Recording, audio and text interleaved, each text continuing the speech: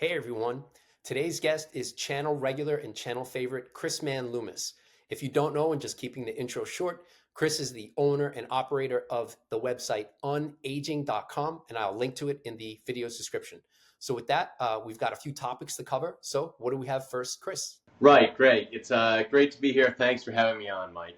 So for topics today, the first thing, heavily inspired by the videos that you've shared over the years, we'll be talking about the benefits of sunlight and what it can do for you.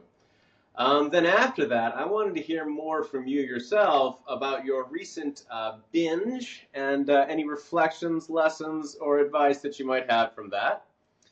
Uh, how fun is it to eat 6,000 calories in a day after years of fasting or calorie restriction? And then I'll talk about the unaging face and how to maintain your face, including some of the lessons from the sunlight. So those are our topics for today. Sound good? Yeah, cool. Let's jump in. Great. So I'll jump right into sunlight benefits. And as I mentioned, this is something that was inspired basically by a video that you shared 2 years ago. Not sure if you remember this one, but the question was, is it a particular time of day that is best to do moderate or vigorous physical activity? And the study is based off of the Biobank study, and the answer was very clear, is that the best time to do MVPA is the middle of the day, between 11 o'clock and 5 o'clock. And doing it during that time gives you a reduction in all-cause mortality of about 10%. And this confused me greatly. So, so I spent about 2 years going, okay, but we've been telling people that exercise is important. Exercise is the most important thing. They need to make sure that they get the exercise. But I had really nothing to answer why it would make a difference to be doing it around noontime as opposed to early in the morning and early at night. And the study goes into it and says, well, maybe it's because you have better response in the morning or so. Okay, but that doesn't explain why people who do it, say, before 11 don't get a good result from it.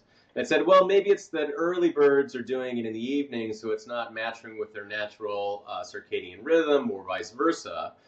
But again, that doesn't explain why both early birds and evening larks both do better in the middle of the day. So this, when I find a study like this, it bothers me until I can explain it. And then eventually I came across another study. Well, actually, this is some more detail in this study. It also showed that the benefit out of doing exercise in the middle of the day, the vigorous and moderate activity, was primarily focused on all-cause mortality, but it really focused on CVD mortality. And you can see there's quite a significant benefit there, especially for people who are over 65. And it also reduces other things, but cancer mortality is largely unaffected, which I thought was sort of an interesting dynamic, that basically you were getting some benefit in improving your cardiovascular system, but not reducing cancer. And we'll come back to that in a minute. But then later I found another study that was called the MISS study for melanoma in southern Sweden cohort. And this is a study that was done by Dr. Lindqvist. I'm probably pronouncing that wrong, but I hope you'll forgive me. He's been working for a long time to show that the people who live in Sweden, who have been advised by the government that they should be avoiding sunlight, are doing the wrong thing. He believes that sunlight is very helpful for you and healthy in living a long life. So he's been doing a number of research studies that show that basically the people in Sweden who get the most sunlight or sun-like exposure, this includes going to tanning salons, it includes going on vacation to go to the beach and laying out on the beach. And it also includes a Swedish custom of going up into the mountains during winter and then sunbathing in the reflective mountains where the altitude is higher, so the atmosphere is thinner and surrounded by snow, so you have a natural reflection of light onto you. And this is one of the ways that people who live in Sweden are able to get more sunlight during their year. And he found that the people who get the most exposure to sunlight have a 38% reduction in all-cause mortality compared to people who don't try to get that extra exposure to sunlight. It's a massive swing. Would put it on well into an S-tier kind of intervention of being one of the most powerful things. For comparison, that's as powerful as, say, lifting weights or not lifting weights, or doing aerobic exercise or not. So the idea that sunlight could have this kind of a benefit for me, again, this was sort of a thing that I put on hold and started to think about for a while because I really couldn't explain it. But then I went on and looked at some other studies, and I noticed the conclusion to that one, the Swedish study, basically has the same pattern. It reduces cardiovascular disease, but it doesn't affect cancer deaths. But it also affects non-cancer, non-cardiovascular disease, so respiratory ailments or other things. And so once I started to put that together, I'm like, okay, so the people who were doing the exercise in the middle of the day had the same benefits as Swedish people who got more sunlight. So it seemed to make a good fit. So from there, I started to look at, okay, well, but I thought that sun causes skin cancer. And this is quite interesting because this is a study that was done actually in Australia, and the Swedish study also replicated the same study. But both of them took a look at people who get the most sunlight. In the Swedish case, it's people who go sunbathing and also who would go up to the mountains to sunbathe and go on sun vacations to get more sun during the winter. And the Australian ones are just looking at Australian people who actually had skin damage from the sun. So they had been out so much that they could see the signature of how much sun they had gotten. And then they looked to see at how many of them eventually ended up dying of skin cancer. And the results were quite surprising because they found that one thing that people, and this is from a different study, but actually from a WHO study, a World Health Organization, people who have exposure to the sun from working, they are in the sun all day, as you would expect, they have more non-melanoma skin cancer, which is NMSC, which is the kind of skin cancer you most often get from sunlight. And so they would have about 60% more of this. But from both the Australian study and the Swedish study, they found that the people who had the most sun exposure still had about 1/4 of the death from skin cancer. So putting those two together, it's about, if you have a lot of sun exposure, you have about 1/8 the chance of dying, even if you have skin cancer from sun. So it's quite a surprising finding that actually in some way the sun is protecting against the skin cancer that you can get from the sun. I know that skin cancer is not that uncommon. My father's already had it 2 or 3 times. We're not quite sure. But he's still alive and well, so it's not often that fatal. It's one of the lower risk cancers, and it's even lower risk apparently if you're getting lots of exposure to sunlight. So putting these things together was interesting, but one of the other things that I think that is useful to note is that for the vitamin D and for the UVB, basically this is the transmission spectrum for glass, when it's called soda lime glass, which is the basic kind of glass that all of us, unless we have specialized glass, have in our house, is completely blocked by any glass. So if you're inside, you cannot get sunburn, unless you really, really try, because it's the UVB that causes the sunburn. And so it's entirely protected from this. And also UVB is the most high energy transmission of spectrum in the sunlight spectrum. So it can be blocked by things, for instance, glass, so none of it comes inside. So putting these together now, we can take a look at the very first part of the spectrum as we go across, and we can see what the traits are of UVB. So the wavelength is the shortest wavelength, around 290 to 320 nanometers. And the bad effects of UVB is that it causes sunburn. And the way that you mitigate this is you, first of all, avoid the high summer sun. So UVB, because it has such a strong energy profile, it can be quickly blocked with heavy atmosphere or other things, as I mentioned about the Swedes going up into the higher altitudes, because the atmosphere will block UVB. So it's only in the middle of the day, in the summer seasons usually, when you can get enough UVB to give yourself a sunburn. And the other part of it is just using sunblock. All the sunblock that you get will be UVB protectant. But the good effects of UVB is that if you do get some of it, and you want to get some, is that you can get vitamin D. And this has become sort of a mistake then that was made, because vitamin D was the first vitamin they found, the first positive effect they found from sunlight. And so for many researchers, it became sunlight equals vitamin D. Kind of the same way they discovered that plants and other plant foods have fiber in them.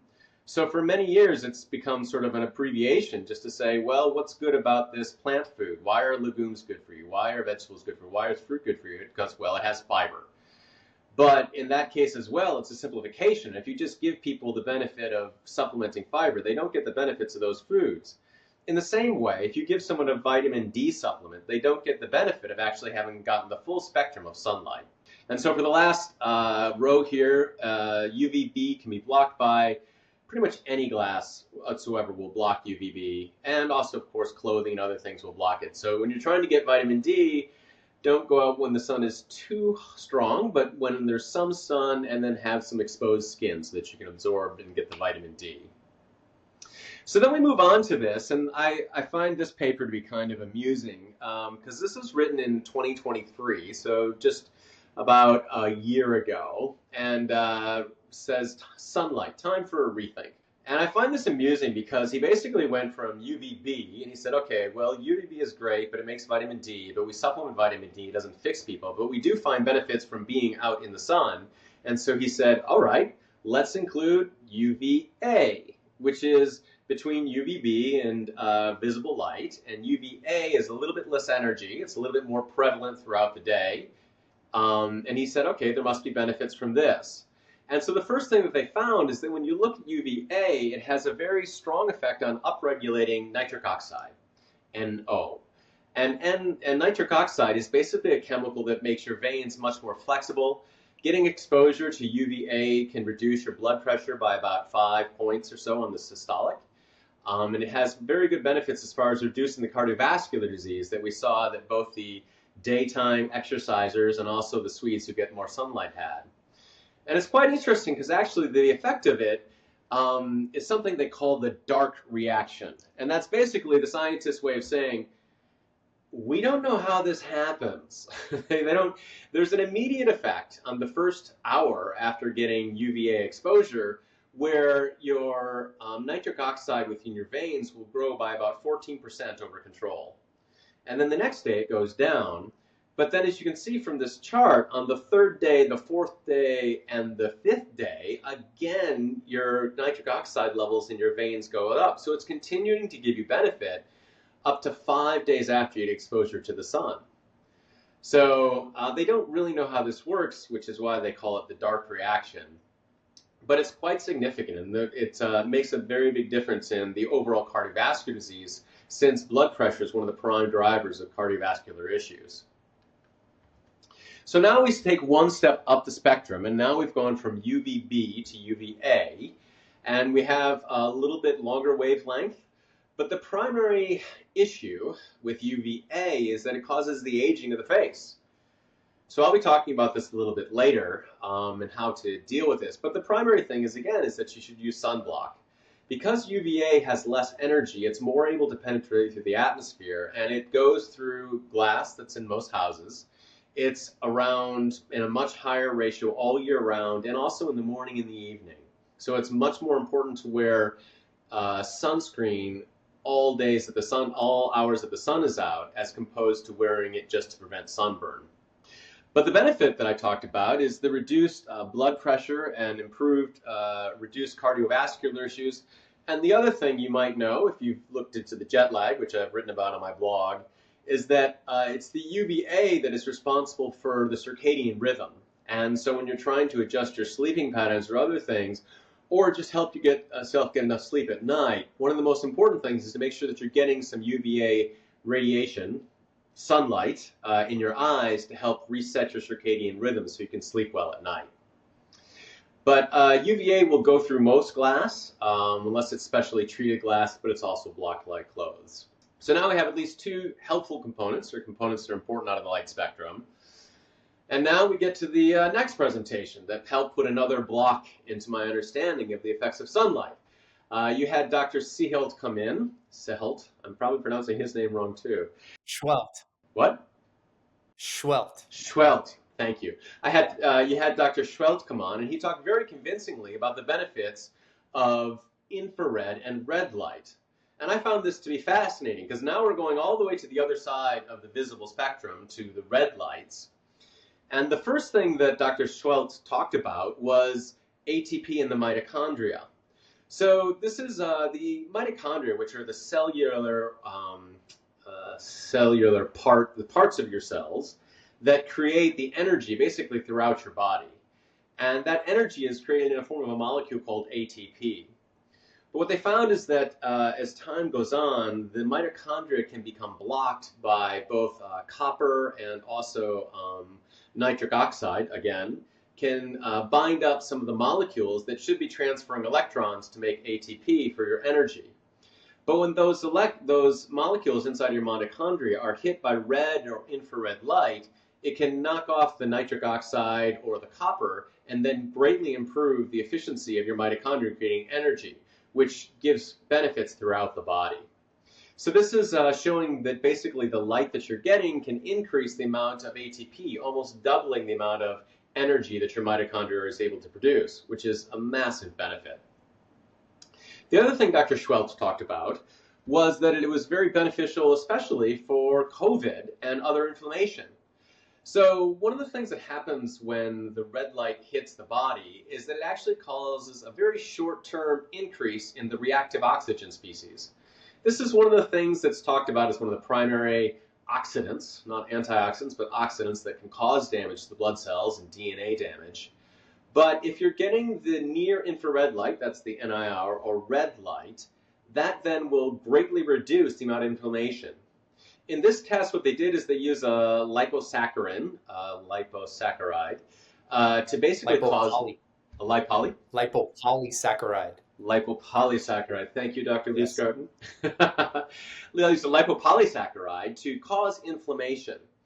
But then they found that if they applied the lipopolysaccharide along with infrared light, that it was basically able to reduce that inflammation up to 3 days later, compared to the inflammation the person would have if they hadn't gotten the infrared light. So these are two major mechanisms that are very useful throughout the body of reducing inflammation and also increasing the efficiency of our mitochondria. So then we come at last to the other side of the spectrum that I'm talking about. And now we're talking about the red light, which can improve energy production through the mitochondria, reduce the inflammation. And the other thing is by helping the mitochondria, it also helps your skin and your hair. I'll be talking more about the skin in a little bit. One of the interesting things is that although infrared light can come through most windows, and also it can actually go through clothes, as you've noticed, if you're out on a sunny day, even if you're wearing a coat or other things, you can feel the heat of the sun on your skin. And that's the infrared or red light actually delivering heat directly to your skin. But one of the things that blocks infrared light or red light also is actually water. And while that's usually not an issue, on a cloudy day, you'll notice you don't feel that heat on your back if it's a cloudy day. And so red light and infrared light are both blocked pretty effectively by clouds. So when trying to get these kinds of light, it's important to see the forecast and not just the season or the time of day. So then adding on to this the infrared, the basic difference between the infrared and the red is, again, as we get a longer wavelength, it's a lower energy radiation, which means it's less blocked by things. So red light generally stops at the skin level, whereas infrared will have a deeper penetration into your body. So when they're trying to do things like use infrared to reduce inflammation, say, in your lungs, as you might have noticed in Dr. Schweltz's slides, he talks about using it to treat the lungs. And so for that, they're definitely going to be using infrared as opposed to red light because it will have a better penetration down to the lung level. So this completes our survey of the basic kinds of light and goes across the spectrum to show the benefits of it. It's a bit tricky in some places because, as we've talked about, for UVB, we don't want to avoid the sunburn. For UVA, we want to avoid the skin aging, both of which can be handled by either going out at the right time of day or wearing sunscreen. But there's benefit across the spectrum. And so it's been a revolution in my thinking to realize that this is another top-tier intervention that can increase overall longevity. So with that, I've seen you taking some notes. What questions do you have? Yeah, that was great. Thanks, Chris. So first, I should say it seems like you were unfamiliar or less familiar with the sunlight and red light and all of that, but your review on all of that was fantastic. I mean, if there were weaknesses in your explanation, I would have that. But I mean, you've done a deep dive, so you've thoroughly demonstrated understanding, which is great. I mean, it's fantastic. So the questions that I have, or just some comments too, right? I always have some comments. Is with the epidemiological studies, it's just important to note association versus causation. So like the Swedish study, that's associated with reduced all-cause mortality risk. So we've got to be careful not to assume causation. We would need to see randomized controlled trials, right? So, but it is suggestive that the sunlight could be a factor in those cases. And the other thing to consider too is healthy user bias. So taking it all the way back to your first slide with the exercise at midday being associated with lowest all-cause mortality risk. I wonder if, and especially in people older than 65, I wonder if they're just able to exercise. It's just that age group is more able to exercise. They don't have the constraints potentially of 9 to 5 job, and that may be some factor of it. Or are people who are just more healthy in general more likely to exercise at that time? I don't know that study looked at all of the aspects of healthy user bias. So um, that's a big flag on my radar now for every epidemiological study is, have they properly controlled for all the aspects of health user bias and the other side, comorbidities, right? We can adjust for CVD and cancer, but what about liver and kidney, disease and Alzheimer's disease? If those factors aren't involved, then many, factors that can impact a given association could be messed with. All right, so those are comments. Wait, so then also skin cancer, I should say, I too have had skin cancer. I don't know if everybody can Oh. see, if you can see the line up here. So I had a wart, and I made it like this, like a cone head size wart, but I had a wart, what looked like a wart, growing on my head, and I was shaving my head. This was probably 15 to 20 years ago, and went to the dermatologist, and they were like, "Yeah, let's take a biopsy." So they cut off the wart, which was pretty big, and I was shaving around it. So it was like, imagine shaved head, and now I've got hair growing around this wart right in the middle of my head. Really ridiculous. So they biopsy every level of what they look at the pathology. They look at the sections under the microscope to see if there's any pathology. And for every section of that wart that they removed, it was squamous cell cancer. So SCC. So then they had to go in and dig a section of my scalp out to see how far down it had gone. And fortunately, it hadn't gone deep into my skin. But at that time, what could have caused it? So uh, I was regularly sun tanning. I was also going to the tanning booth. Did I overdo it? Do I have some genetic susceptibility to, there's an optimal dose for me, and if I go beyond that, I've triggered now skin cancer? Probably. And then with that in mind too, so at least up here in the summer, you know, 9 months out of the year, I can't get regular sunlight. It's just too cold in Boston. You can't lay out anywhere. So whenever it was summertime, I would work up to about an hour a day of getting full body sun exposure. Um, you know, Obviously for the vitamin D benefits too, right? But it feels good. I wasn't thinking about anything else. And I started to see those characteristic like spots, the white bleach spots, which are basically sun damage. So I started to cut back to 30 minutes a day over the past few years. But then that raises the issue of what's the optimal dose that our skin should be exposed to sunlight without sunscreen. And I think in the rethink paper that you posted, or it may be linked in their references, they posted to other papers that, I mean, it's a very low exposure dose. It's something like 2 to 3 minutes of, you know, uh, the most peak sunlight midday, and then you're good. But I mean, that's unreasonable. Who's going to just sit there for 3 minutes and be like, all right, I'm done being cooked like a chicken? So Dr. Schwelt's been talking about, and I hate to say so and so as an authority, making the argument to authority, but Dr. Roger Schwelt has done the deep dive into this. He recommends at least 15 minutes, um, and then but then I've heard him say sometimes up to 30 minutes. So I think for me, there's that balance between, what's the minimal dose where you're getting sunlight's benefit or potentially getting sunlight's benefits, not just the D, but the red and near infrared light at what time of the day, because that can matter too. And then, if you're getting that dose already, then do you go sunscreen for the rest of the day? Do you get out of the sun and just hang out in the green spaces, which is also associated with reduced all-cause mortality risk, in part probably because of the red light reflecting off the leaves? So, all right.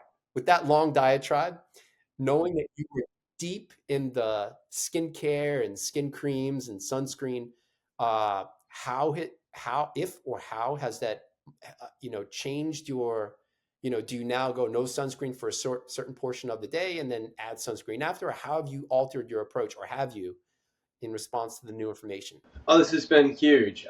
So I've now become a sun worshiper. Yay, Sol Bra. So nowadays, I always like the sunscreen on the face is fundamental. So I put that on before, and I'll talk about that more in a minute. But I put that on before breakfast and wear that all day long and always. I'm still. I'll have more updates on how I adapt to summer later if we get into summer. But at least for winter, the sun is so weak here. I'm about a 35 latitude in Tokyo. And above 35 latitude, once you get to 40 latitude, basically you cannot get vitamin D in the winter from the sun. Doesn't matter when you go out. There's just none. The UVB is entirely blocked.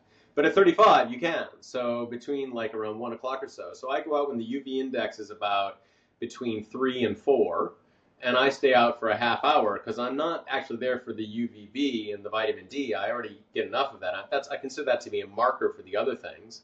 And I try to get about a total of about 2 hours or so of near noon sunlight during the week. Because for on a cloudy day, I consider that not to be as helpful or useful as a clear day because I'm not going to get any of the infrared or the red.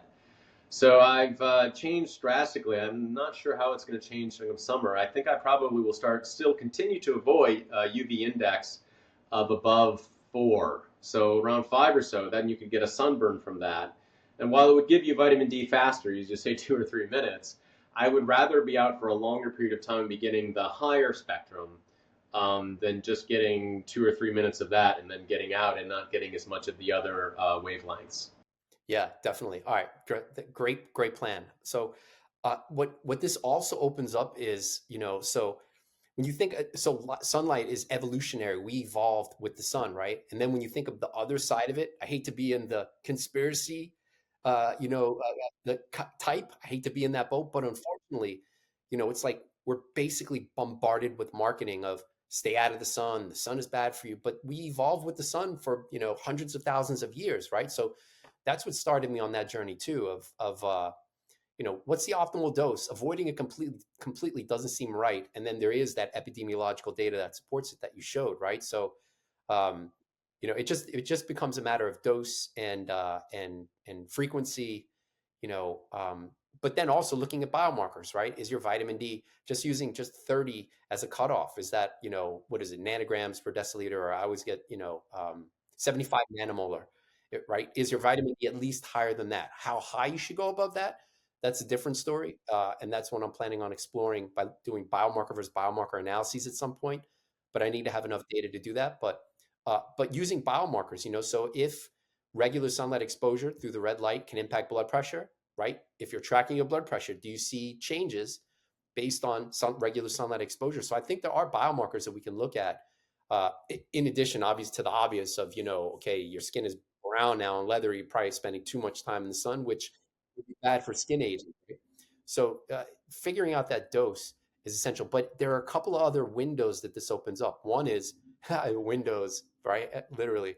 Uh, Indoor lighting, right? So, we evolved when the sun is up, we've got light, and when the sun goes down, we've got no light after that, right? But yet, in our modern environments, we've got these artificial lights with a non-sunlight, mostly a non-sunlight spectrum. And I don't know if you've seen, MedCram, which is Dr. Schwelt's YouTube channel, but his latest video is talking about the FDA, at least in the States, how they're sequentially banning certain types of light bulbs and their frequency, which frequencies that they emit, such that in 2028 it'll be even hard, I think, to get red light bulbs, or bulbs that have a red light or near infrared light component to them, because they're working on the more, yeah, because anything that gives off heat, which is what the red and near infrared does, is inefficient in terms of energy usage. So in terms of light, the other side of that is, take that out and just have things that are actually light.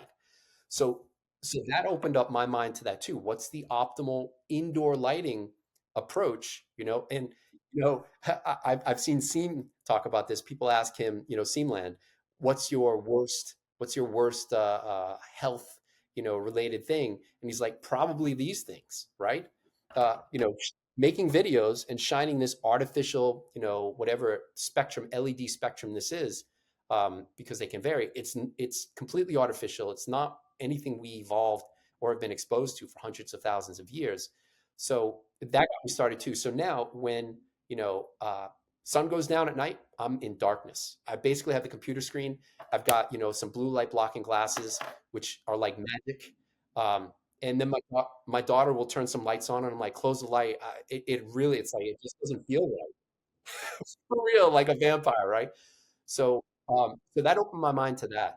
But then taking that even a step further, so light is a portion of the electromagnetic spectrum that we perceive with eyes, right? But why does it have to only be, and these are frequencies from short to long, from short, high energy to long and lower energy, right?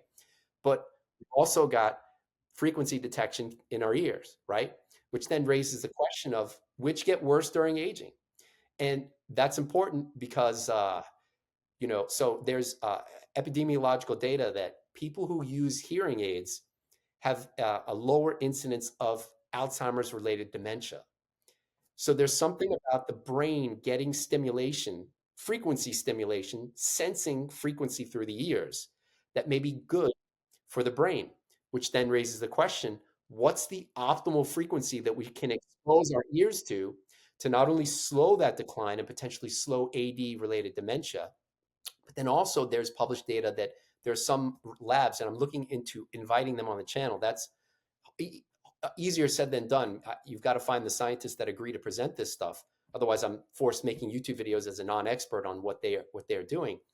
But there are some labs that are using ultrasound frequencies, which the human hearing range, the average human hearing range. I've said this before in other places, but then they're like, people can hear more than 20,000 hertz or less than 20 hertz. Okay, the average hearing range is 20 to 20,000, right? So ultrasound are frequencies that are higher than 20,000 that have also shown positive effects on health-related outcomes in Alzheimer's patients. So there could be something about sound and specifically targeting sound, much like light, whether it's the red, near infrared, some amount of UVB, UVA. And then, I mean, you could even take it further, right? Our nose is basically perceiving metabolites, which you could reduce down into, vibrating strings if we're getting into string theory, if you take it all the way down to the quantum level. But that's a story for, some time in the future. But the sound frequency is on my radar too, and potential rejuvenation. Yeah, it's interesting. I mean, I didn't make the cut as far as the evidence behind it for this presentation, but then as I was reading through this about the cardiovascular benefits, and then I found another paper that was just like, okay, Dr. Schwelt talks about near infrared, and they had additional findings, often the far infrared, where they had found that that light as well seemed to have some specific benefits for your overall cardiovascular system that would then be um, helping these things to improve. And I was sort of like, okay, there could be more here, which is why I prefer just natural sunlight. But yeah, it's there's still lots to be determined there. But then, as you mentioned, so you can't get strong enough UV in the wintertime, right? So then it becomes a question of if you don't do anything, are you deficient in these, exposing your eyes and full body to these wavelengths that we evolved to get, right? So, and then it becomes, do you buy a panel in your house where you can expose yourself, and then at what frequency, at what duration, at what intensity, how far away, so it's yeah, I look at it, it's like the supplement. You're using portions of the light spectrum as a supplement, where the whole food, as you mentioned, sunlight, getting the sunlight is the best. But yeah, I think completely ignoring it, it's a portion of the optimal health spectrum. But obviously, getting regular sunlight every day without paying attention to diet, exercise, sleep, that isn't good either, right? So it's a component of the approach. Yep. Yeah. All right, so next up. Right. So continuing on, then we have binging reflections. So I'd like you to tell All the right. story. I don't want to. I don't want to steal your thunder here. So I've seen a bit of it on Patreon, and I'm interested. Yeah. So for those who don't know, I post, the diet composition um, after each blood test, right? So at least 8 times per year, people are seeing what my average diet composition is, and then I go into full detail all the foods that I consumed, and then were there any cheat days, right? So what works for me, and in cheat days where I'm eating, some amount of junk because if I don't, then that can set up a binge historically, and for me at least, as someone prior to the past 4 years, someone who struggled with being able to be as lean as possible and trying to be calorie restricted. So I struggled with that until about 4 years ago, when I finally put it all together, and how much, what volume of food, how much fiber, how much exercise, and then that almost completely eliminated, well, I should say completely eliminated these basically weekly binges where I'd have like a Friday or Saturday where I would just eat like, a few thousand calories over my maintenance, and then fast Saturday, Sunday, or eat very little food over the next few days. But that's basically a binge purge cycle. It wasn't healthy for me mentally or physically. I hated that I was stuck in that lifestyle.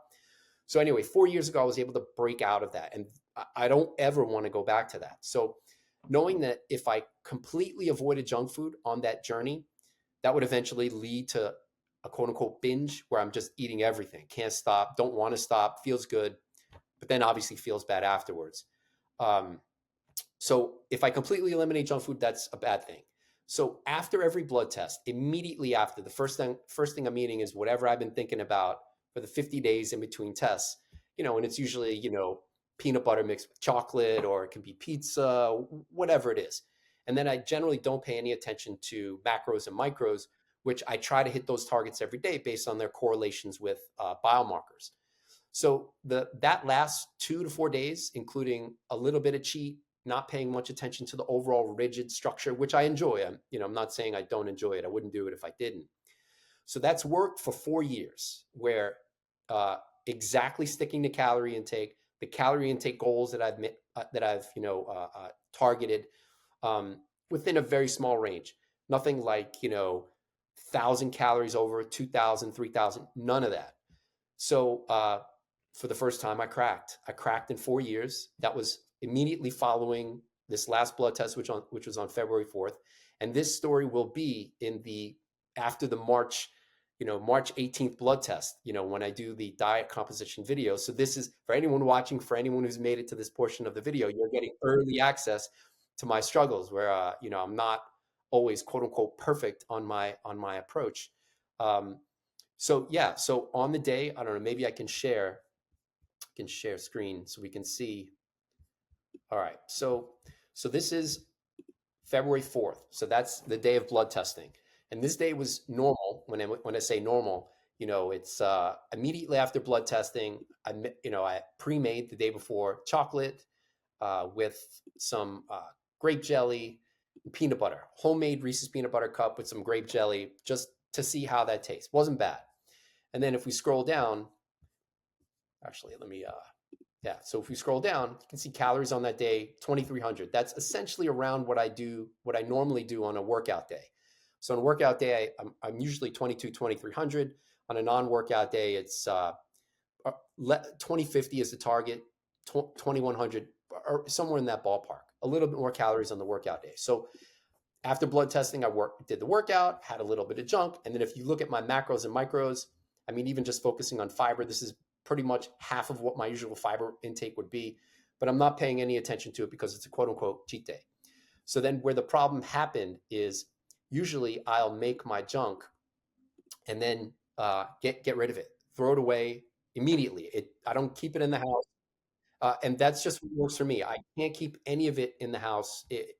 It's just bad news. I'll start thinking about it, and then right. So the next day came, and February 5th, and this is where the proverbial hit the fan, right? So just going down to calories, 5,700. And just to put that into perspective, my maintenance, my body weight maintenance is 21 to 2,200 calories. So that's 3,500 calories in excess. I basically ate, almost 3 days of food in one day, and it was, I had cookie dough. I mean, I was going to make some. I made some, some cookies, but then after I ate the cookies that were on my list, for whatever reason, I was just like, I feel like eating more, and I went off, like, you know, eating more chocolate chips, eating the cookie dough raw. And I know people are going to be like, it's salmonella and all the other things. I ate it raw, still here. Uh, I ate, the grape jelly and peanut butter. I was just scooping everything, eating everything basically in sight. So then, okay, it's done. I can't undo what was done. All I can do is learn from it. I don't intend on doing this going forward, where I'm just going to make my stuff, get rid of it, and then, I can basically only eat the junk that I pre-planned. Um, and a trigger maybe the cookie dough, where I can't keep any of that around. Where that may have also pushed me over the edge, knowing that I had extra cookie dough to include for like a third cheat day, and my brain was like, no, just eat it. And that stuff is so, yeah. So with that in mind, what did I do afterwards? Right now, this is where it can get tricky, right? Because knowing that I have a history of binge purge, and I don't mean binge purge when I'm puking. The purge is basically extreme fasting. Yeah, extreme binge fast. So on the next day, on the 6th, I mean, you can see this is my diet the next day. It's almost no calories, 600 calories. Okay. So that's pretty much good news, because now I was 3,500 calories in excess. I consumed 600. That's about 1,500 under what I would usually eat. So we can subtract 1,500 from 3,500. Now I'm 2,000 calories over what I did. Not too bad. That's half a pound of fat. Okay, but then I didn't just do that for one day. I did that also for a second day. You can see the list is very short. I mean, just to fast forward that, to a week later, if you look at my list, it's much longer for all the foods that I generally include. So to see, very little food on that day, and this was 1,000 calories. So now I'm 1,100 under what I would usually eat. So subtract the 1,100 from 2,000. Now I'm about 900, 1,000 over what I would normally eat over that 4-day period. So could I have pushed that another day and then had another 1,000 calorie day? And basically my binge has been negated by, course correcting with calories. I could, and I've done that in the past, and I've really pushed it out. But historically, that's binge purge for me, and I can't get out of that cycle. And I didn't want to do that. So the following day, it was essentially pretty close to my usual diet. You can see calories are about 2,000. I'm not below 2,000. So that's maybe 100 calories under, but it was pretty close to a normal diet of all the things that I eat. Am I worried about now being plus 800 or plus 1,000? Not really. I was planning on having my calorie intake for the, around 50-day period in between blood tests being a little higher anyway. So my average calorie intake for the 49-day period before the February 4th test was 2,120 per day. Right now, it's currently 2,176. I'm planning on aiming for 2,150. So I'm not too far away from that, even with the 5,700 calorie binge. So that was the experience. I'm not happy about it, but I did it. I take full responsibility. I am planning on it never happening again. It's just not good for long-term health. I don't think it'll impact the biomarkers being 45 days away from a blood test. But yeah, so that was my experience. So, first of all, I have to really, I'm awed that you not only, I mean, even in the midst of the binge, that you still recorded every gram is stunning. Like I'm impressed. Like I've had the same kind of habits. Many years ago, I was doing something at the time was called the zone diet or so, and so I'd be eating like a restricted amount of calories and stuff. And the way I would do it, one of the things I would do is I'd have these zone bars, which are pretty tasty, and they're 30% protein, 30% fat, 40% carbohydrates. And I have all my favorite flavors, and I have them in boxes behind my desk. And I was not as smart as you. I didn't get them out of the house, and so I don't know, like once every other week or so, I would just like get ravenous at the end of the day and like eat 5 or 10 or 15 of these zone bars and put an extra 1,000, 2,000 calories on top of my very tight diet. So I really can relate. But one of the things that you didn't mention, though, that I've that we've talked a bit about is the sleep challenges. And you mentioned that you have trouble sleeping, but you eat 6,000 calories in a day and you sleep like a baby, right? So it's one of the things. So I have been doing the 5-2 fasting, as we've talked about, for 10 years and have given it up now. And one of the things that I found as a benefit of it is that my sleep is improved overall. I'm able to sleep better because those kind of days when I was doing the fasting were always the days when I wouldn't sleep as well. And with calorie restriction, you're kind of on a constant calorie restriction. And so I feel like it's sort of a cycle where, okay, you use your willpower to eat less calories than maybe you really want. And then eventually your sleep gets impinged upon. And so you're not sleeping as well as you would like to. And now you're tired and hungry. And so your willpower reserves have gone down. And all of a sudden, oof, okay, we're eating the cookies. And it feels like it's a longer term cycle, obviously, and you're much better than having a kind of a weekly kind of a thing. But it feels like that's kind of a checkpoint to not eating enough calories. What do you think? Yeah. So a few thoughts. So there is published data that sleep deprivation can lead to overeating, next day overeating. So that's one. So sleep is huge, a huge variable in this equation. The other is that, so my current BMI is 22. I'm not on quote unquote extreme CR.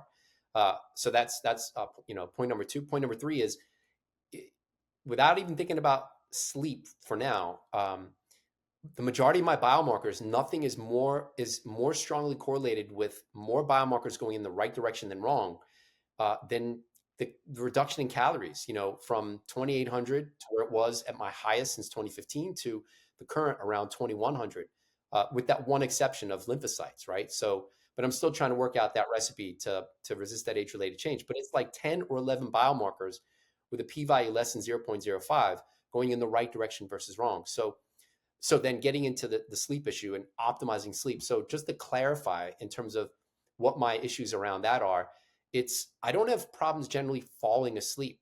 I do that great, or pretty great, 10 minutes, maybe 15 minutes at most.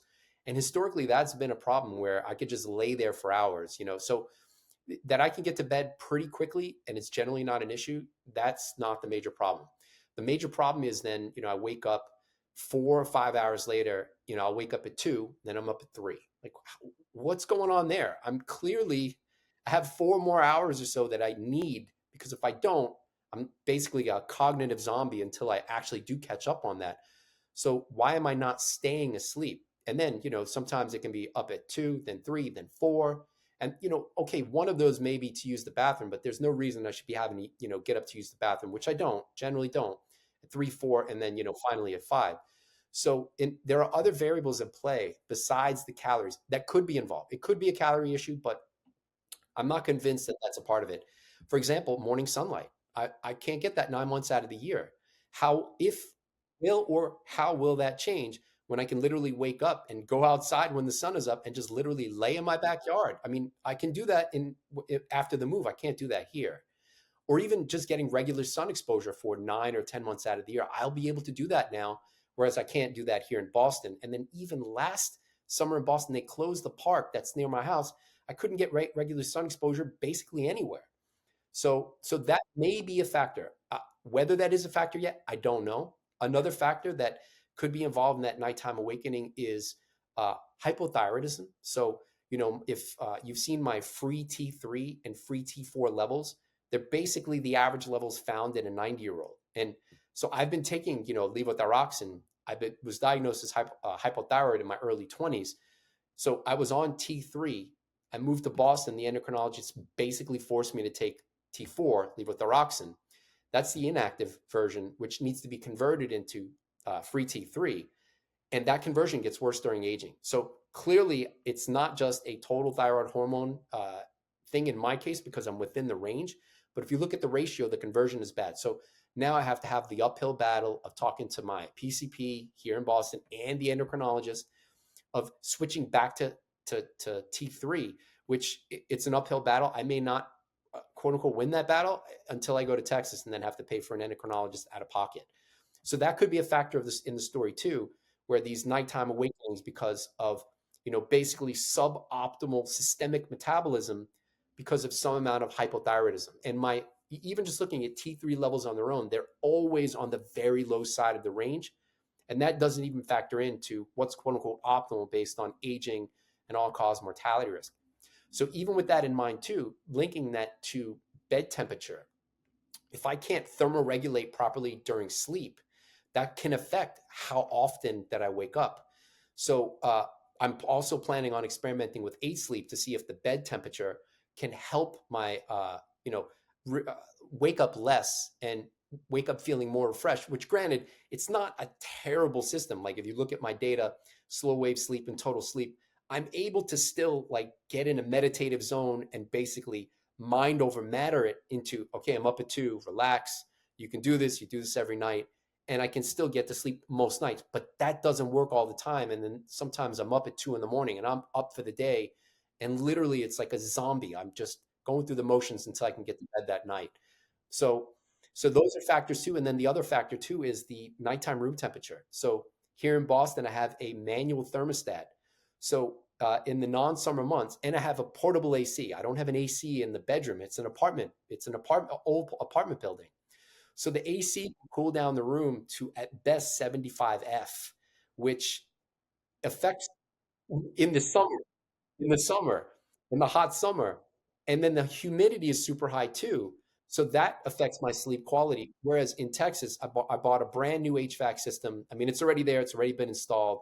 Um, that should be much better where I've got, the digital thermostat. I can change it immediately. It should be I should be able to control factors that could optimize my sleep in terms of wake up frequency. Whether it will, I don't know. We'll see. But getting that sleep equation right is a huge part of the approach. It sounds, yeah, okay. That makes like a huge number of things that could be moving very positively for you as far as getting better sun exposure, better climate control, other things. So, yeah, okay. In that case, carry on. It's only a few months away, and I guess we'll be getting an update on that. Yeah. The fourth variable that I left out, sorry to keep pushing that story, is I'm across the street from the fire department. The ambulances on this street are going like crazy all hours of the night. It's a busy Boston street. I don't know how I did it for 15 years.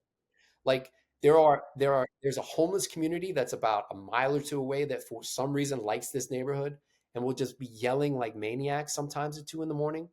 There have been dogs barking in the middle of the night. So the neighborhood I'm moving to, it can't be that it can't be, Can't it though? Have you checked?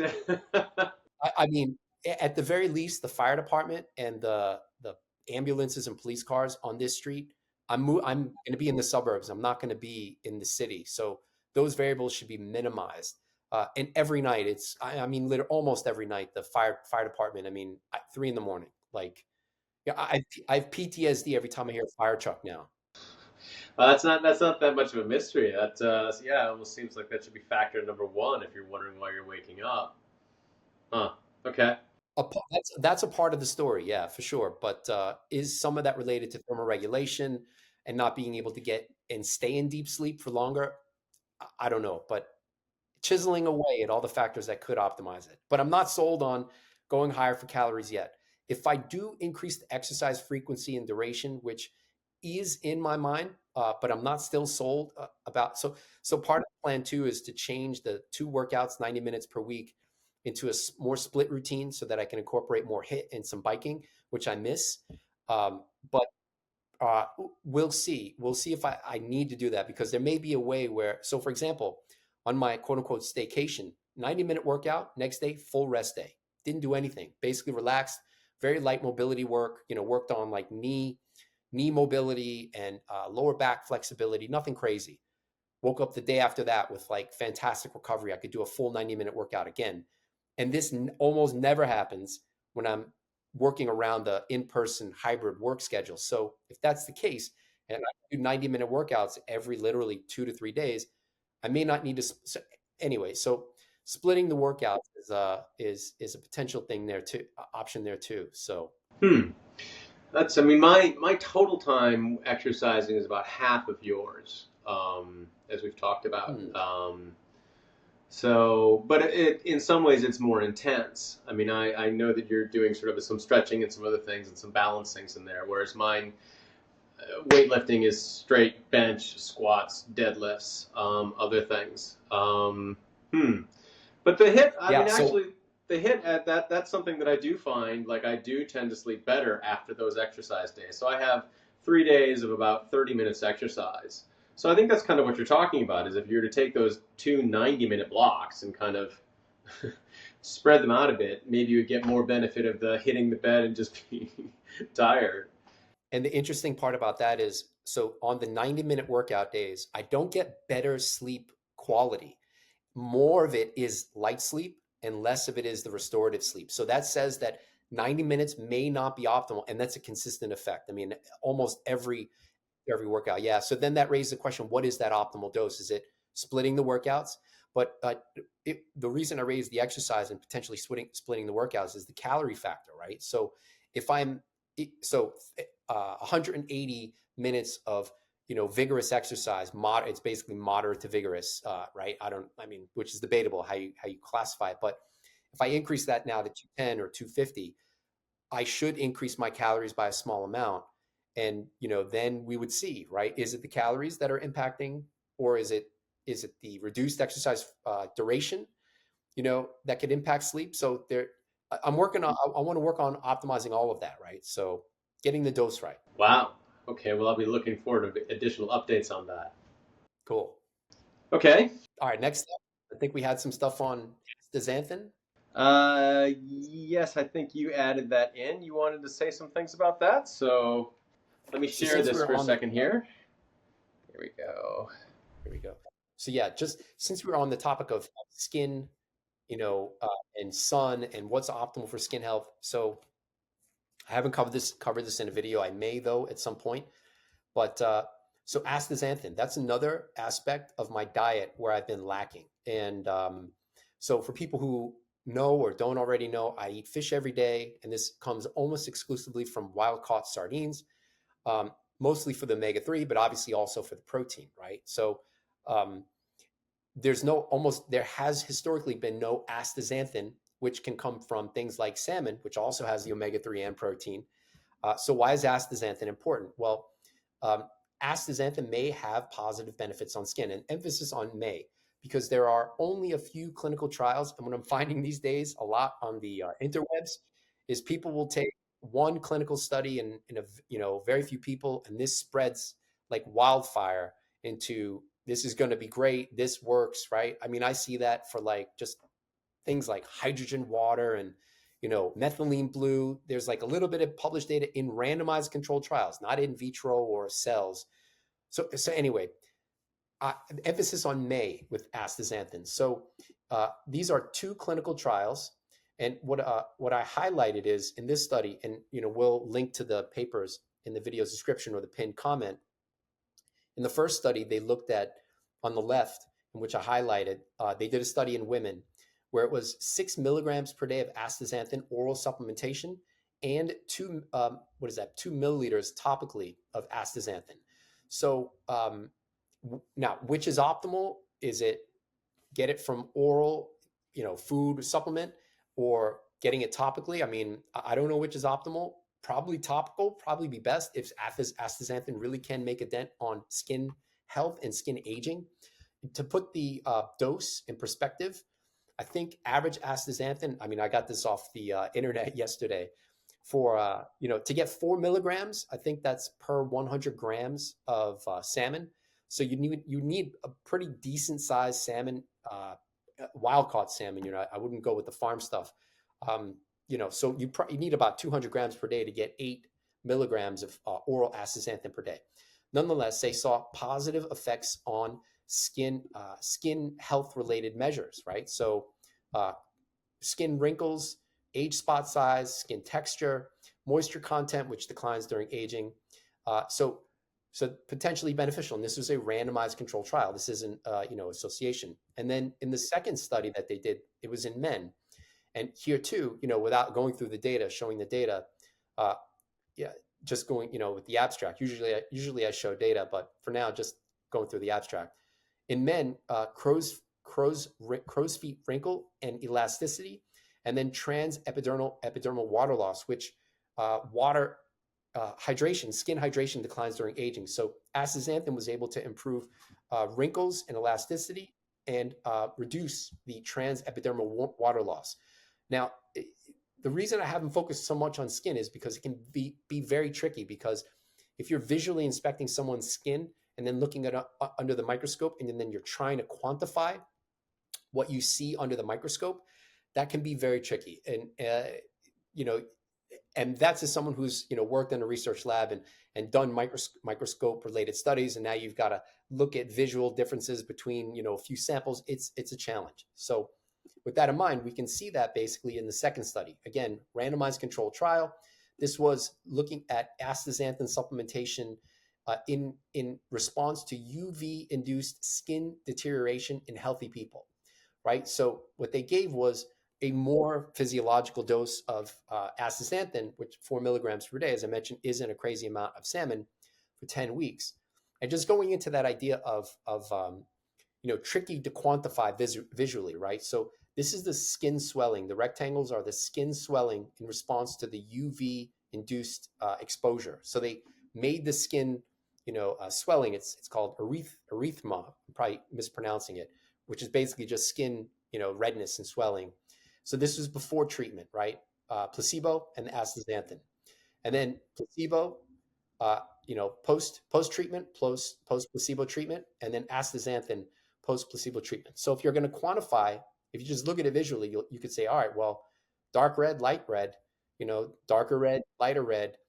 But then is the magnitude in the astaxanthin group better than what happened versus placebo? Because if you look at it, it looks like there is some improvement in less swelling in the placebo group too. So this is the emphasis on may improve skin health. I'm not necessarily convinced yet. I'd probably place my biggest bet on topical, as I mentioned, but I'd like to see more studies, for astaxanthin on skin health going forward. But then where it may get more interesting is that there's a recently published study coming from the ITP, which is a gold standard of lifespan related studies, at least in mice. And that's because they look at supplementation in a few different test sites and use a very large sample size to evaluate potential lifespan related effects. So it's not a sample size of 10 mice versus 10 mice, placebo versus supplement. It's like 200 plus mice per group across a few test sites.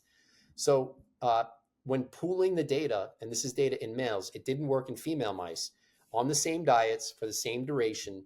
When looking at median survival, this is 0.5 survival. That's the time when half the mice have died and half are still alive. When compared with the controls, which are in red, the astaxanthin treated male mice, you can see that there's a significant shift to the right, so a significant increase in median lifespan. If you look at maximal lifespan, so you can look at 20% survival here, there looks like there's a significant lengthening there too, where it's pushed out, a little bit. I didn't look in to see if maximal lifespan was impacted. I like to look at 10% survival. So when 10% of the mice are still alive, and if we do that, it looks like there's, they're basically overlapped curves, at least in terms of median survival, and in mice seems to be promising. So with that in mind, I've cut down on my sardine intake, and I've started to add wild caught salmon to about a 50-50 approach. So now I'm cooking it about once a week or once every 2 weeks, and then pre-packaging it, and then, eating that over for a few days. Maybe it's more of a 40-60 still sardines. So I don't know what's optimal, but some probably better than none. Whether that could impact median lifespan or could impact skin aging and health, I don't know, but some probably better than none. So you're eating the wild caught salmon because you think that has more astaxanthin, or because you think it's healthier? Oh, so sardines have no astaxanthin. Salmon does. Yeah, and it's in other foods. I mean, shrimp shells, have astaxanthin. Um, but I get no astaxanthin in my diet otherwise if it's not coming from wild caught salmon, and the diet almost never has salmon in the approach. So including it now, I'm getting some rather than none. Whether that makes a dent, I haven't done the experiment for long enough. It's only one blood test, the last blood test, which is pretty good actually. We'll see. we'll see if it contributes, if at all, to the next blood test. Wow. Okay. Interesting. I get a lot of salmon, so that's not going to be one that I would probably notice. One of my favorite Nice, fish. nice, cool. Yeah, it's not bad. I mean, it's okay. Okay. So let me go ahead and continue on. On aging update. Yeah, actually, on aging face. So continuing on to the skincare stuff. So I think we've talked about this once before, but my approach has become quite a bit more in depth since we talked about it. I think it would have been maybe half a year or a year or so. So I wanted to just put together sort of what I see as the critical components of taking care of your face and how to prevent aging. I mean, some people would say that that the face is one of the skin is one of your largest organs, and other things will make you live longer. Honestly, I think a lot of this is just about vanity. You not only want to be young, you want to look young. And so I pay a fair amount of attention to it. But all of my interventions are quite natural and I think quite reasonable. So let me jump into it. So basically, the first thing is what we talked about already with the sun is just to stop the UV aging. So the ultraviolet A radiation will reduce the collagen in your face by about 1 to 1.5% per year. So by the time you're 40 or so, you already have about 30% less collagen in your face. And collagen is kind of the protein structure, if you will, of your face. And that's something that very much you want to protect. And they have lots of examples of this just to show the detrimental effects of UVA radiation on your face. Here's a pair of twins who are just over 60 years old. One of them loved getting sun, and the other avoided sun at all times, and neither of them were big fans of suntan lotion. I don't think it's a hard guess to figure out that the woman on the right is the one who had about 10 more hours of sun a week than on the left. So even at the same age, the sun, they call it photoaging, can have a very negative effect. So the first thing is put on suntan lotion on your face always before breakfast to make sure that you're protecting yourself. And in case you needed a study to show that, here's a study from Australia where they gave people sunscreen daily for about 4.5 years. And they found they were 24% less aged. And they basically did not age during those 4.5 years if they were wearing sunscreen every day, all day. So the sunscreen that I use is CeraVe. I don't have, these are all non-affiliate links. I'm just giving the solutions that I found to what I think works. This is CeraVe AM, which has about SPF 30. That's going to block both ultraviolet A and B. So you should have some places on your body where you're exposed and able still to get your vitamin D. But anywhere that you're concerned about wrinkling and aging, which for me is my face and my hands, I wear this all the time. So then the second component of making sure that you stay young is just moisturizing. So it's a very quick response, very gratifying. So just using moisturizer. This doesn't need to be super fancy or expensive or anything else. Something that will help keep the moisture in your face. Will definitely give you a quick response as far as the fullness and softness and just having you look better.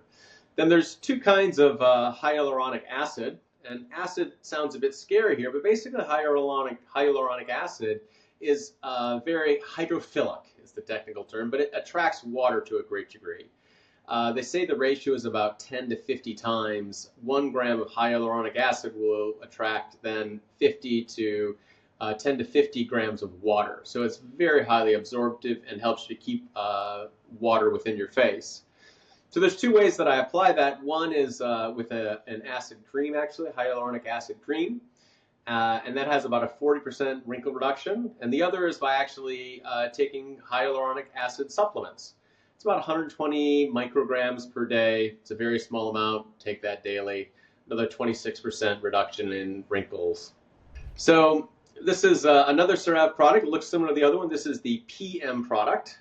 So this one you use at night when you don't need the SPF, but then this includes in the hyaluronic acid. For both of these hyaluronic acids, you want to go for a low molecular weight so that it can be absorbed as directly as possible. If you eat larger, it's more easy for it then to be absorbed through the lining of your digestive system whole and then brought to where it needs to be in your body.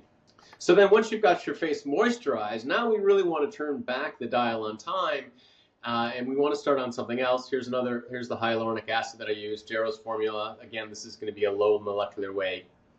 So then to go back into time, now we want to actually rebuild back the collagen that you lost to the sun effects. So there's about 4 different ways that I found that can be major ways that can help rebuild the collagen within your face. The first one is just literally taking collagen. So when I first heard about this, I didn't believe it because I thought, look, you eat protein all the time. Just because I eat a steak doesn't mean I'm going to get bigger muscles. The body absorbs the proteins and then breaks them down into the basic amino acids and then reconstructs them on the inside. But when I've read the detailed research and studies on collagen, it can be a very simple protein. Again, you want to go for low molecular weight, and there are transporters within the gut that will take whole collagen proteins, assuming it's small enough, and then move it directly into the bloodstream, as opposed to breaking it into the glycine and the other component amino acids. So about 5 grams of collagen supplement, something that I make a point to take daily, gives about a 20% reduction in wrinkle depth. The second thing then is tretinoin. The more popular name is Retin A or retinol. And these also then are going to help to rebuild facial structure. So here's the picture of the collagen that I use, Vital Protein. It's a peptide, which basically means it's a low molecular weight. I was taking beef collagen before, but somebody pointed out that beef protein has bad effects with BSE, bovine encephaly, spongiform encephalitis or something. Maybe you can correct me on that one, but mad cow disease, basically. Right. So I'm happy with the marine. It's supposed to have good effects anyway. So then for the tretinoin is Retin A, is a prescription drug. I do have a way to import it into Japan, so I use tretinoin. But retinol, which this is another CeraVe product, is it's lower strength, but both of them seem to get you to the same point. They both have about a 35% reduction in wrinkle depth. The difference is just the higher dosage of tretinoin will get that improvement more swiftly. And then the next thing, now we're coming back around to the red lights. And you asked me, how am I getting red light? Well, here's one other way, other than going out onto my porch and getting red light. This is basically, it's a Lux Renew or something, and it's a red light and infrared light. I consider them to fill the same role, but as I talked about previously, the penetration depth is different. I'm getting infrared, I probably don't need it, it's mostly for the red, but the application period is fairly short, about 10 minutes every 3 days or so. So I'm willing to do this. This is supposed to have about a 40% reduction in wrinkle depth, if I remember correctly, and I'm giving it a try. But one of the things that's important about the collagen rebuilders is that I should bring up that all of them are very slow to act. So this is a picture of the collagen before treatment and 2 weeks after treatment. And this was a fairly strong treatment, whereas opposed to spreading out the red light over 3 months, they basically gave them 3 times as much in 1 month. So they gave them nearly 100 joules per centimeter squared of red light. And then within 2 weeks after that, they could see the collagen is already visibly different. But the interesting thing, though, is that if you look at the improvement over time, the before treatment here we have over on the left is that 2 weeks post-treatment they have some benefit, but that benefit continues to increase then over the next 10 weeks. So even though the collagen seems to have already been built up, it takes a while for that change to be reflected in the skin structure and for the wrinkles then to start to fill out. So for many of these collagen things, it's unfortunately something that takes time, but when you're working on aging, you assume you'll live long enough to see the benefits, so it should be fine.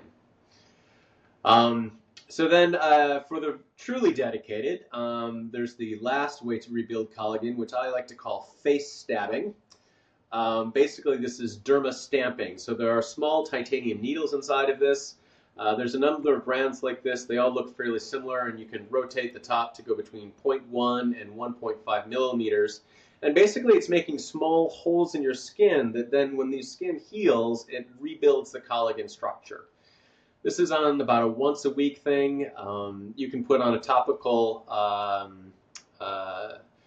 anesthetic to reduce the pain from it, but it is a little bit more extreme, so I leave it as last on the list.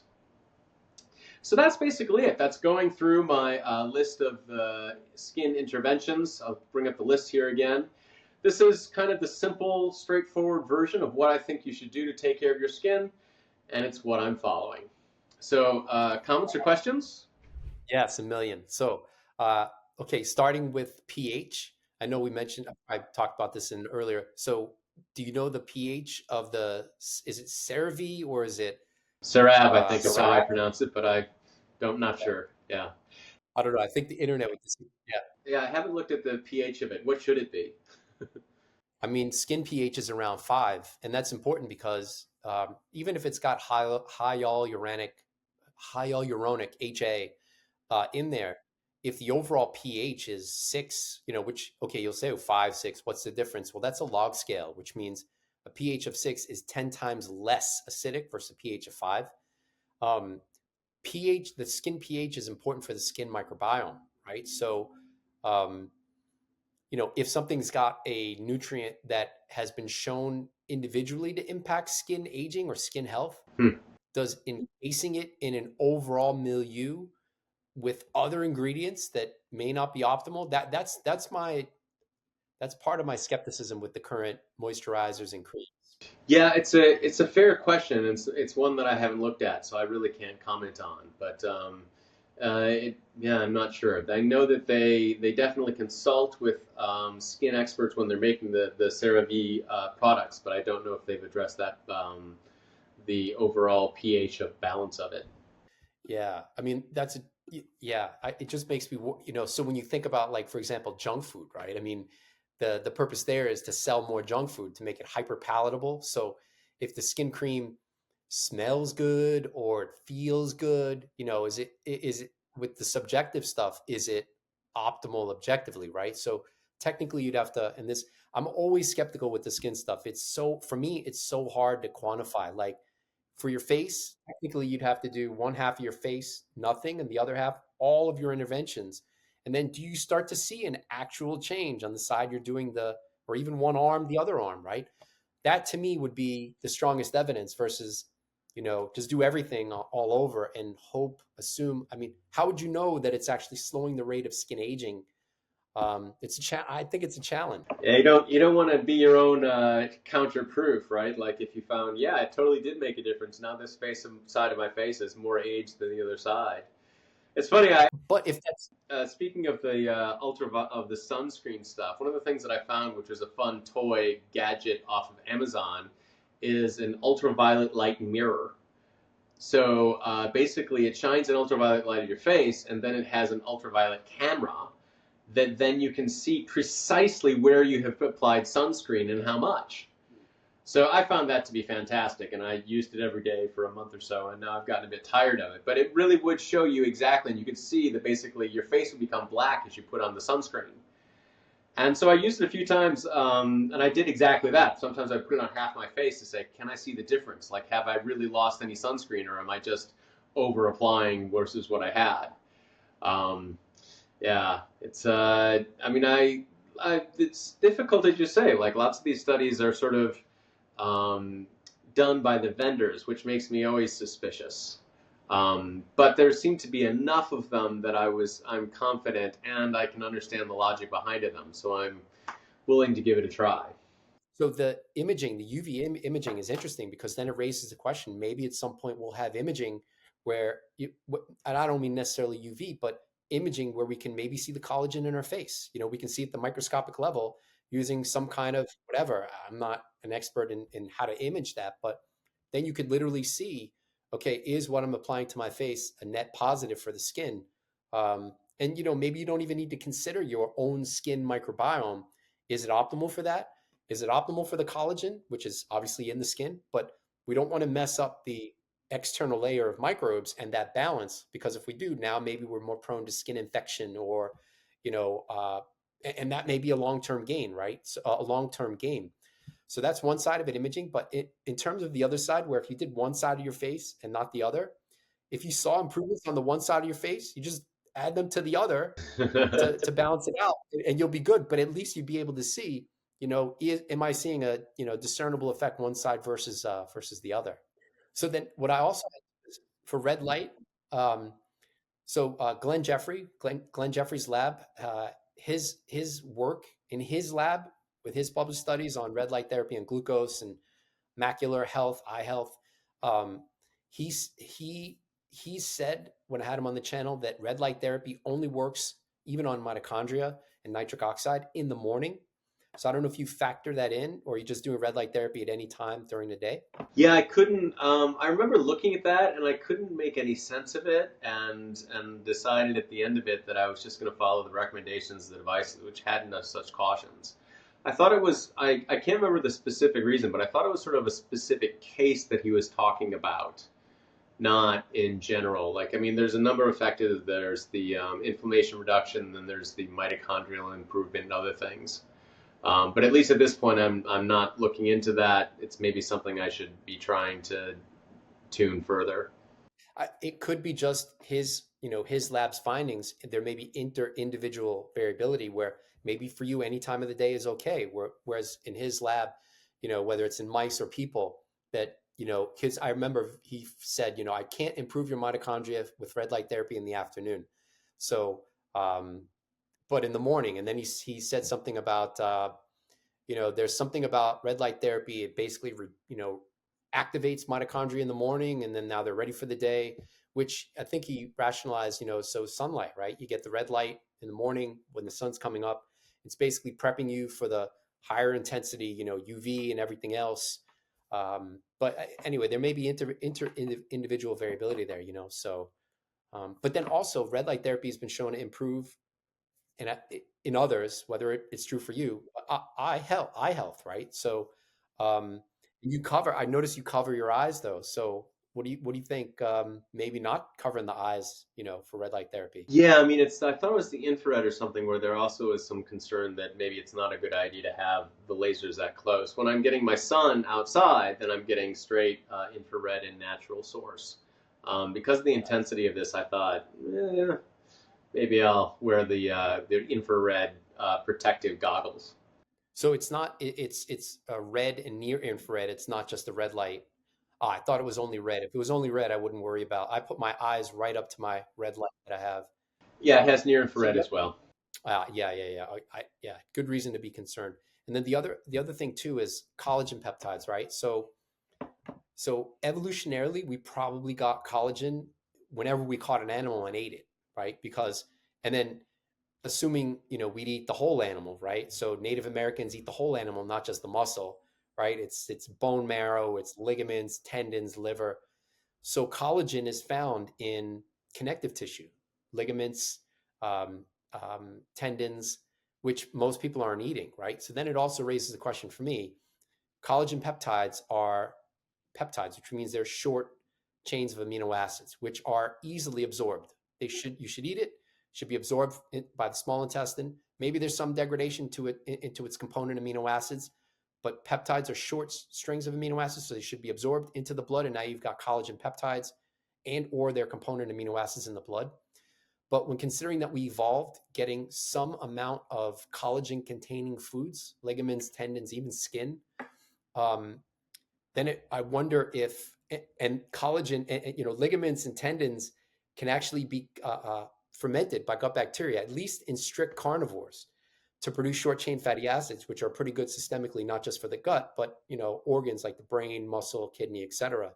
So I wonder, and there are no studies that have looked at this, and I don't know if there ever would be, but I wonder, taking the peptides versus eating the ligaments and tendons, so you have some chicken, you're chewing on the bone where the ligaments and tendons are, and you get some of that, and you're getting some collagen, uh, and when it makes it to the large intestine, are you getting some fermentation that now has the biggest bang for the buck in terms of collagen, whether it's on skin health or whatever other aspects that collagen may provide. But here in Japan, it's more common. You can get basically fried cartilage. Is one of the things you can get at like a chicken store or something. They'll just basically take the little cartilage. It's really crunchy, and I tell you, when the Japanese eat a chicken bone, like a drumstick or something, they eat it right down to the bone. Is their custom.